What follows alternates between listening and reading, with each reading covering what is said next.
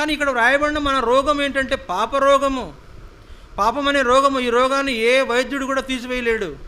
ఏ వైద్యుడి దగ్గరికి వెళ్ళినా కూడా పాపం ఉందండి, నాలో తీసివేయండి, తగ్గించండి డాక్టర్ గారు అన్నారు అనుకోండి, వాడేం చేస్తాడు, ఓరే నాయన నేనే పెద్ద పాపంలో ఉన్నాను, నేను నీ పాపాన్ని తీసివేయలేను. పాపం అనే ఈ రోగం నేను తీసివేయలేను.